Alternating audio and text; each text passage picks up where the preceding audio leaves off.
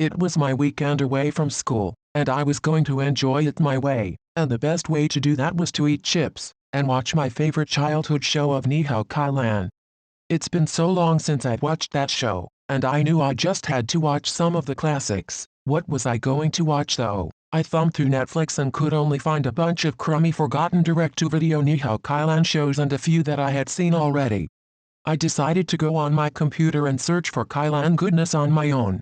I walked over to my computer and booted it up. I then opened up Google Chrome. I did a Google search with the term Ni Hao Kai Lan games. I eventually stumbled upon the Nick Jr. website. I thought this was pretty sweet, so I started digging through the site to find a bunch of old cartoons. I also found this old flash game called Rintoo the Tiger's Grooming Session. I clicked on it and was brought to this game menu. This message popped up. Are you sure you want to play this game? I clicked the yes button underneath the message, which prompted another message to pop up.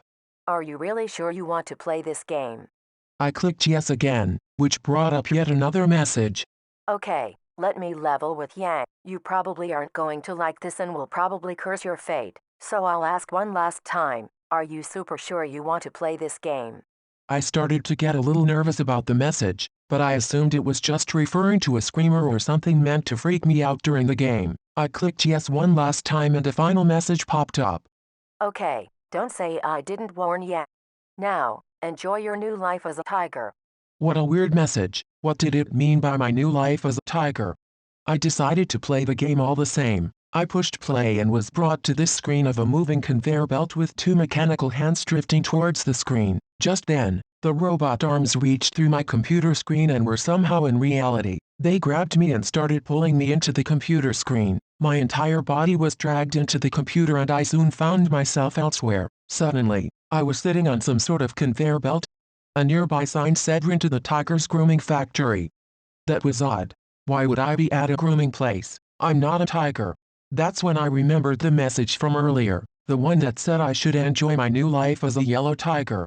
I gulped as I thought about what was going to happen. That's when the conveyor belt started moving, the sudden motion making me feel queasy in the process. The arms of the conveyor belt grabbed my arms and legs and adjusted my standing position mid-movement, positioning me into a straight two-legged stance. I was then wheeled to a stop, as the conveyor belt halted its movement. Just then, a computerized yet cartoony voice said, Preparing stage 1 of the Rintoo the Tiger preparation, removal of clothes and application of fur. Just then, several vacuums emerged and surrounded me. I gulped as the vacuum sucked up all of my clothes, leaving me naked. Then several hose nozzles popped up and began to shower me up in white foamy soap. The soap left my skin completely undamaged as the foamy material bound itself to my skin. The soap got rinsed out, revealing whole body being covered in a light yellow and white fur. The fur enveloped my hair, turning it into fur in the process. The fur even covered my face, rendering it soft and fuzzy. After my yellow fur had grown, the conveyor belt started up once more and I was brought to the second station. The conveyor belt halted once more as the computerized screen popped up. Preparing stage 2 of the Rintoo the Tiger preparation, altering hands and feet into tiger paws.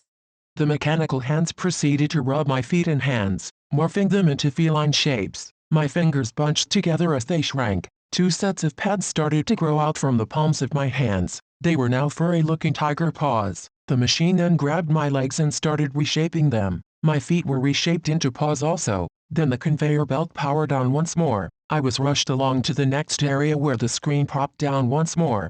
Preparing head alteration and application of tail is final step, said the voice as the mechanical hands moved towards me. One of them twisted the insides of my nostrils with its fingers so hard that it made my nose hurt. My throbbing nose started to grow much larger, into a tiger's nose with a dark reddish color. The sense of smell in my tiger nose increased as strange smells filtered in through my nostrils. The mechanical hands tugged on my ears, making them grow bigger. My ears began to move up to the top of my head, as my ability to hear grew exponentially. One of the hands moved itself over my face in a quick fashion, causing my eyes to water for some reason. My eyes morphed into a dark black color as they watered up like crazy. Then the mechanical arms grabbed hold of my muzzle and forced it open, giving me what appeared to be some kind of pill. They tossed it into my open gullet as I uncontrollably swallowed. The pill felt like it was altering my vocal cords, almost like it was changing my voice entirely. I hacked and coughed as my throat was enveloped with a burning sensation.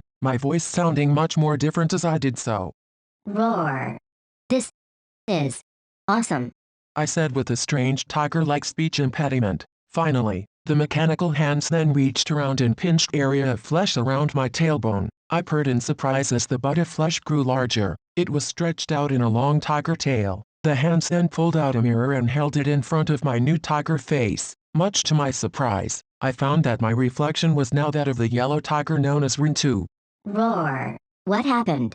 The computerized voice didn't answer and simply wheeled me towards a large screen. The conveyor belt sent me right towards the screen at breakneck speed as I panicked. I hit the screen with full force, but did not shatter it. Instead, I was tossed through the screen and back into my own room. I landed on my rear as I looked about, taking notice of some differences. First of all, the room seemed larger to me. It wasn't like I had shrunk though. Being a tiger was just a different sensation. I hobbled onto all fours and was fascinated by how different the world looked to Rintoo the tiger. I could smell things I never could before and hear things I never thought possible. I could hear so many things that I wanted to plug my ears. It was like noise pollution to me. I don't recall the fictional Rintoo the tiger having to put up with this. Just then, I heard the pitter-patter of tiny paws climbing up the stairs. Slinking into the room was my loyal cat, Ziggy. I soon found out he wasn't as loyal as he seemed. Ziggy hissed at me as he approached me slowly, his claws slowly emerging as made his way over to me. I panicked as the cat shot me a death glare. He thought I was just some dumb wild cat.